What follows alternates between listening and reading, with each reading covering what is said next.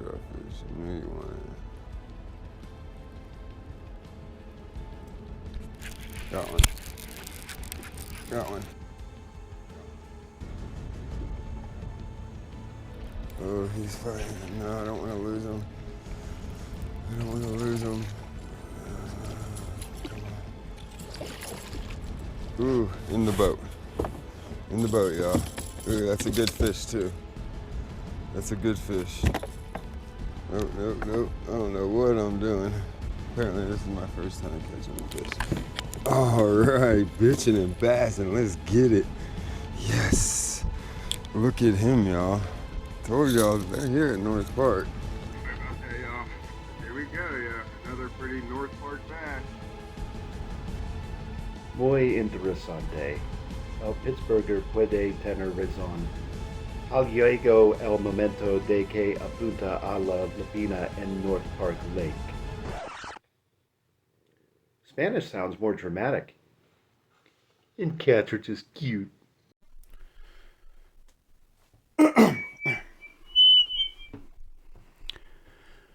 Hi, my name's Jake. I play saxophone, tour around the country, occasionally play bass, occasionally make and sell some music. And what's that other thing? Oh yeah, I also really love fishing.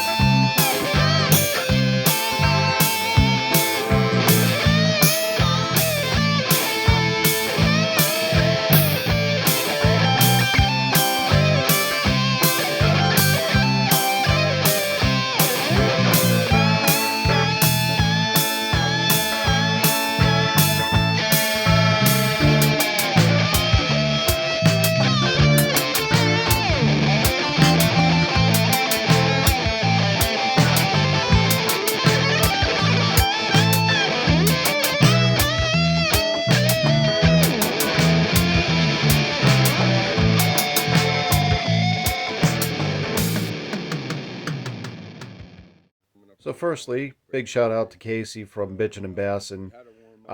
During 2020, long before this channel became a thing, I was actually watching all of his stuff and getting ideas of where to fish locally. He does an excellent job at laying out a ton of info as well as competitive fishing. So if you're inclined, check out his channel, like it, subscribe, check out what he's been doing, and it's great content. So obviously we've been here several times before, usually earlier in the year, early to mid-spring, and it's always been a haven for panfish, crappie, and of course trout. Oh, so many, many trout. In fact, it's probably the most well-stocked lake for trout in the Pittsburgh area, including fighting trout here. But today's target isn't going to be trout, it's going to be the largemouth bass. And not just any type of largemouth bass. I'm looking for a real donkey. And there are plenty of them in these waters, so let's get to work. Now, regrettably, the bridge near the tennis courts is currently under reconstruction, so I don't have access to the spillway, and in particular, I don't have access to the far side of the lake here. That was my original intended path because there's a lot more log cover, it's less fished out, it's great places for the fish to hide. And if you look at the bend on the left-hand side here, I believe that's where Casey does the bulk of his fishing. And I notice a lot of guys ice fishing over the winter time in that direction as well. So we're going to fish along this area today. I'll start out on the little bay right by the tennis courts. Then there's a spillway. And I'll walk along to the boathouse and just see what's happening.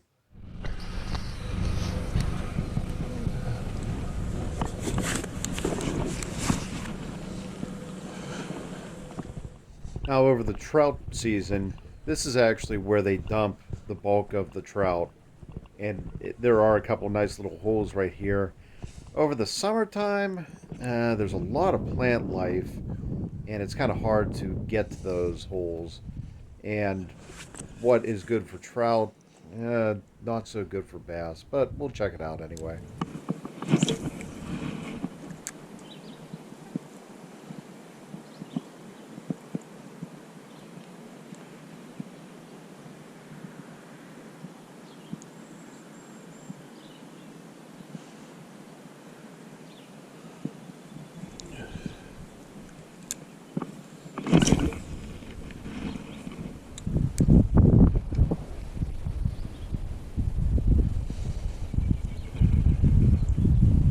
Now, one of the things I'm paying attention to, I'm actually looking for panfish and baitfish, two things that the bass can sustain themselves on. I stayed here for probably about 20 minutes, noticed a couple panfish, most responding, not really reactive or interested in much of anything, and I did not see any minnow, which means this is a very contained little pond area. It's great when you dump trout in there, they're very easy to find. But the ecosystem isn't set up to really contain larger fish on the long term. So we're going to move along. Is that one of those kayaks that folds completely up? I'm thinking about getting one. Well, it's okay, but it's an entertainment kayak, so you cannot take it for like overnight trips because it doesn't have enough room. They have some different models. Okay. This one is called Inlet. Okay. And they have some models like Bay. But overall, I prefer pack crafts. Okay. Because you can put it on the backpack and you can go far. Right. This one is good if you can drive to the place where you can stop. Okay. So definitely it serves its purpose. Okay. Yeah, good to know. Thank you. For someone like myself, I've most certainly been eyeballing these foldable kayaks since I'm also dealing with musical equipment, PA equipment, camera equipment for this channel, fishing equipment, of course. So the concept of a very compact, foldable kayak has really appealed to me this year, and I'm really considering just pulling the trigger and getting one.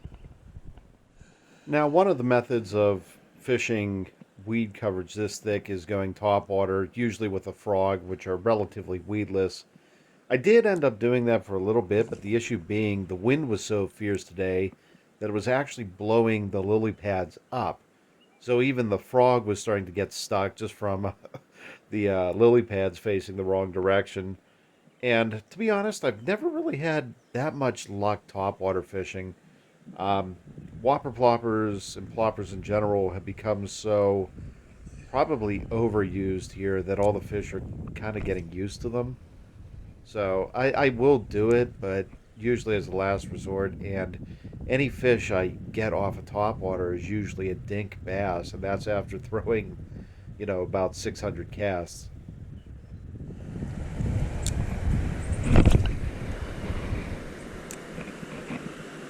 So spending some time right by the spillway here, I still wasn't seeing many bait fish in the area. A couple bluegill here and there were swimming around, but it looked like the primary activity was right beyond casting distance. There's a deeper hole directly in front of the spillway.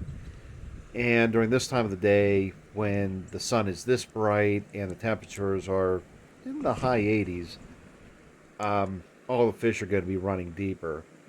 But I definitely wanted to come back at this spot once the sun started coming down because I think that's when all the fish would start coming closer to the shore. So we'll come back here in a little while.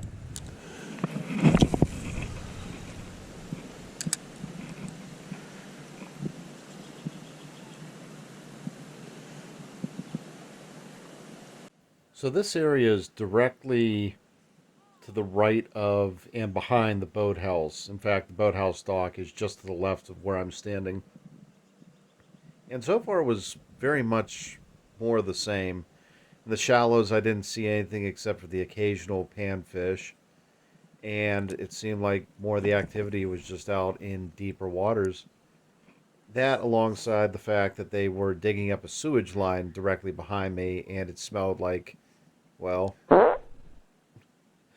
I didn't spend too much time here. I moved along. So moving along, I carried on to the direct left and in front of the boathouse to the first of many one of these cement platforms right here, designed specifically for fishermen. In theory, those are rod holders right there. In reality, everyone stuffs garbage in them, but in a pinch, you can still lean your rods up against these cement walls. And it takes me out a little bit deeper in the water. I was able to see more bait fish directly in front of me, many of them still spawning. Then beyond that, I was actually starting to see some other activity, and the birds actually confirmed this for me. Here he goes. I see something. Boom. Look at that. Got a trout.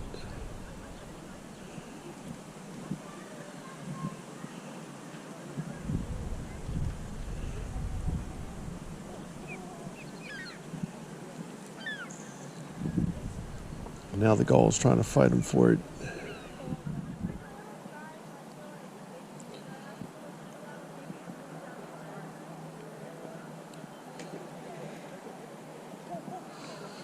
Well, that was cool. Went for another one.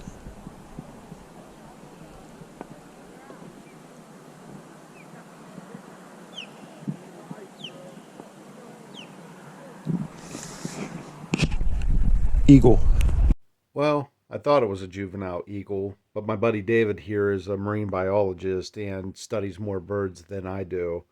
And watching the pattern of how the osprey actually hunts, yeah, it was definitely an osprey.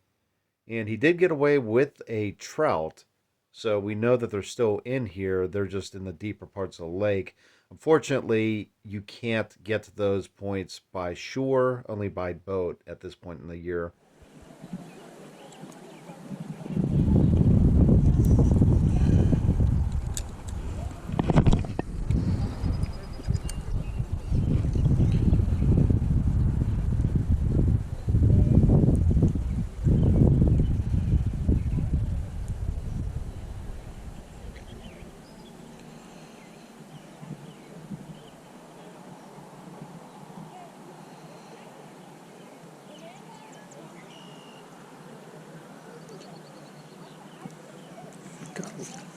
Got him. Little bluegill biting off more he could chew.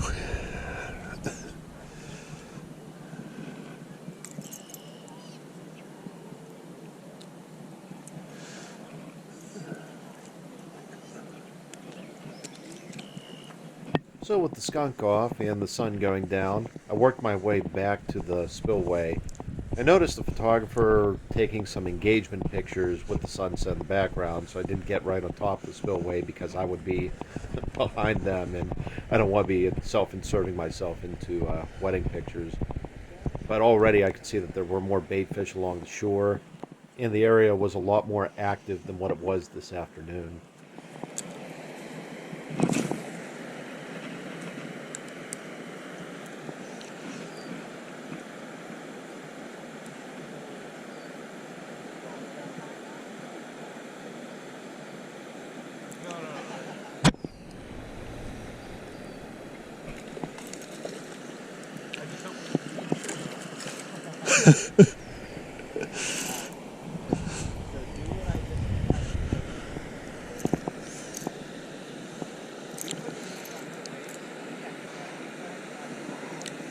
Well, it's not the donkey I've been looking for, but at least we're on the right track.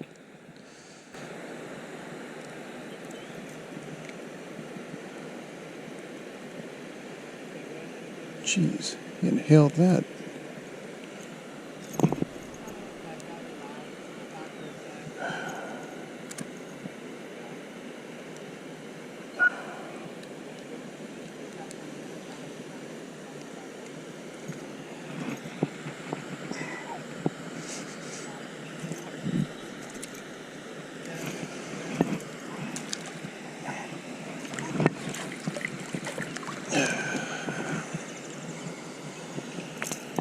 There we go. There you go.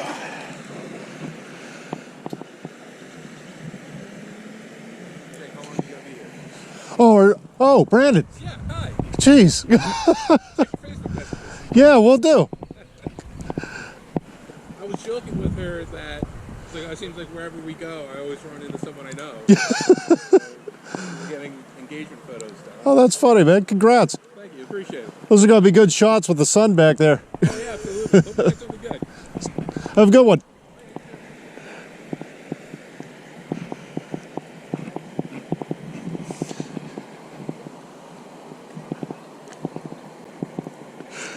That's too funny.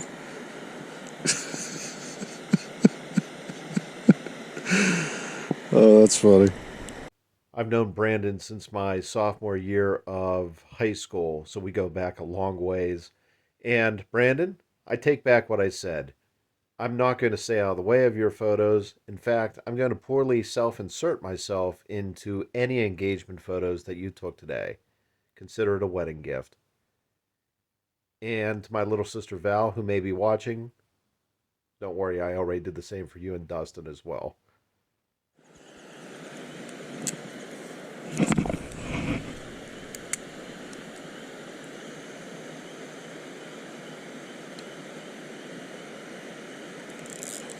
Got one. Nice one. Oh, he spat it. He spat that. Dang. Nothing is more disheartening than having a big fish, and believe me, the way this one fought, he's a lot bigger than what he appears on this little shot. Just spit out a lure. It was a nice fish.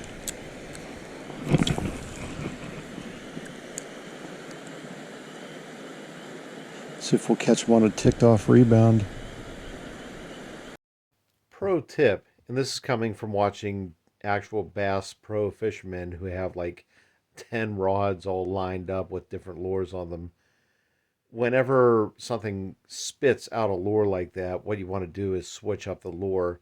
So I took my Mepps Comet minnow spinner, took that off, and swapped it out with my live target bluegill crankbait because I know that the fish is still hungry and still out there. So giving him a tastier and larger target to go after might work.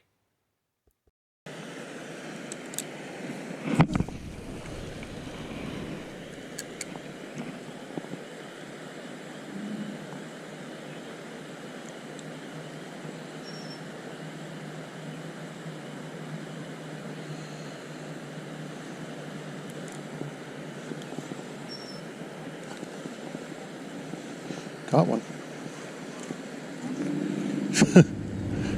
Not the big one I was looking for, but a fish is a fish. Hey, little crappie. Actually, that's not a bad sized crappie. Not bad.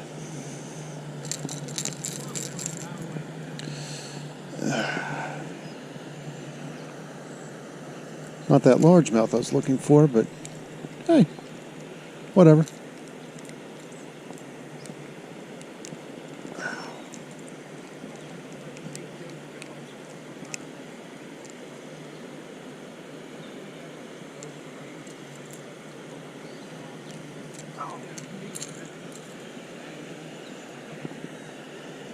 Not bad.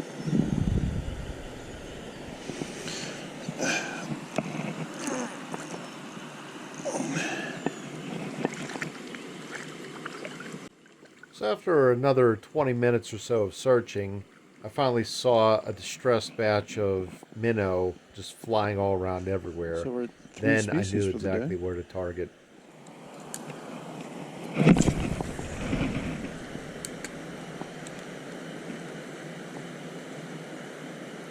Got one.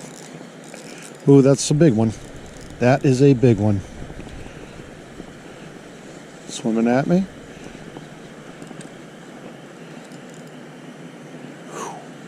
He's got some girth to him. Oh, yeah. I think this was the one from before. Oh, that took some time. Found him. Wow.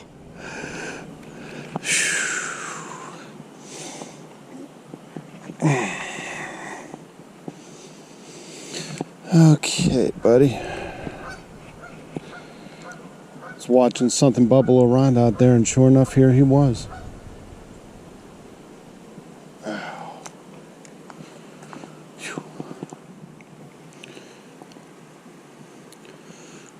This one goes out to Casey from Bitchin' and Bassin'. Dude, you're right. North Park got some nice ones.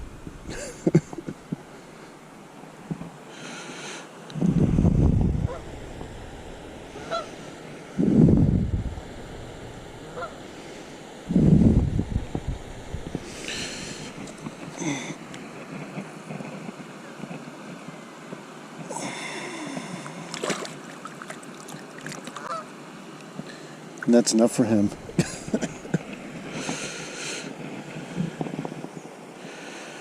So yeah, there's a lot more here than just trout. I mean, still great for trout. There's still circling near the center of the lake. I could watch them popping up every now and again. Trying to get out there, you probably need a canoe at this point, but great multi-species lake. I'd recommend if you could get over on the other side of the trail. There's a little bit more cover, brush. It's less traveled, less fished, bigger logs out there. So what we caught here at the tail end of the night, he's probably hovering out on that side during the day. So definitely worth checking out. And until next time, keep on fishing.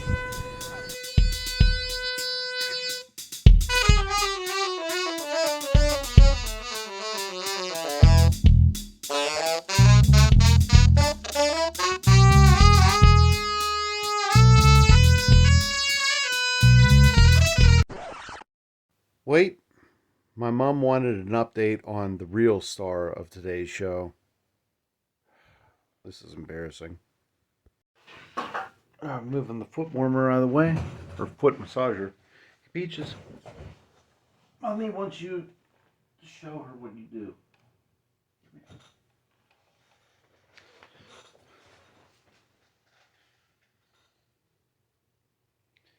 I could just pick her up like this, and she's ever so docile. Unless I get too close. Then she'll put her finger like this, cover my mouth, tell me to shut up. She'll purr away like a little kitten. I could hold her like a baby all night. She'll let me too. I'm allergic to you, so I can't hold you for too long. Say hi. Say hi. Do I get any kisses? No kisses?